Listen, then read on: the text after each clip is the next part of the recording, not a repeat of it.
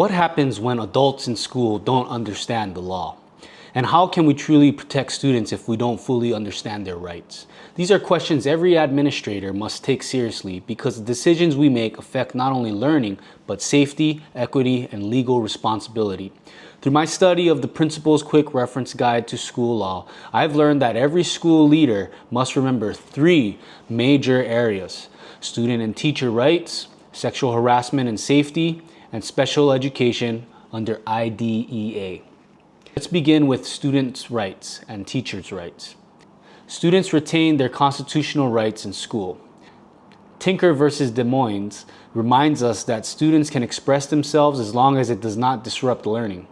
When discipline occurs, Goss versus Lopez requires that students receive due process. They must be told what they did and given a chance to respond. Students also have the privacy protections.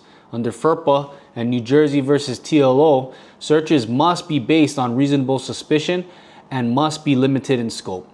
And across the board, students have the right to be free from discrimination and harassment in all forms. Teachers also have the rights that administrators must respect. In Pickering, the Supreme Court held that teachers may speak as private citizens on matters of public concern. But Garcetti clarified that speech made as part of official job duties is not protected in the same way. Teachers have rights to due process in evaluations, privacy regarding personnel matters, and representation during disciplinary meetings. Respecting these rights doesn't weaken leadership, it strengthens trust, fairness, and professionalism. It's important to remember that strong administrators honor both students' rights and teacher rights. The second major area is sexual harassment and safety obligations. Under Title IX, schools have a legal responsibility to prevent, address, and eliminate sexual harassment. This includes quid pro quo situations and hostile environments. Teachers are required to report incidents immediately, whether student to student or staff to student.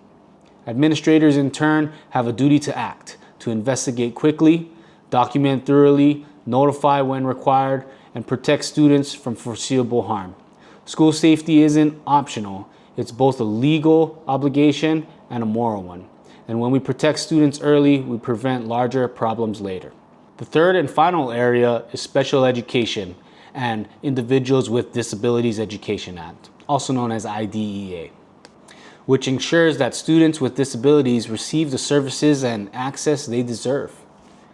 IDEA is grounded in core principles. FAPE, for example, the right to free, appropriate public education. LRE, the least restrictive environment, and full implementation of the student's IEP supported by parent participation and procedural safeguards. Administrators must deeply understand IDEA, and we must know what these disciplinary requirements are, including the 10-day rule and manifestation determination reviews. We must follow evaluation timelines, the 60-day initial evaluation window and the 3-year reevaluation cycle. We must ensure service minutes are delivered as written, monitor progress, and avoid misidentifying students, especially English learners. IDEA is more than compliance. IDEA is equity. It ensures that every child receives what they need to succeed. When we lead with both empathy and law, we create stronger learning environments for all students. As I close, here's what I believe ties all these legal areas together. Law gives leaders confidence. Clear boundaries lead to strong decisions. Legal knowledge prevents fear-based leadership. Documentation and transparency protect the school. Laws protect students and staff. They uphold safety, equity, fairness, access to learning, and professional integrity. And laws support the mission. The law is not an obstacle, it is a tool, and it helps us make schools safe, equitable, and academically strong for every student we serve. As long as our decisions are grounded in student safety and student learning, and as long as we know the law and care about it, we will rarely go wrong as administrators.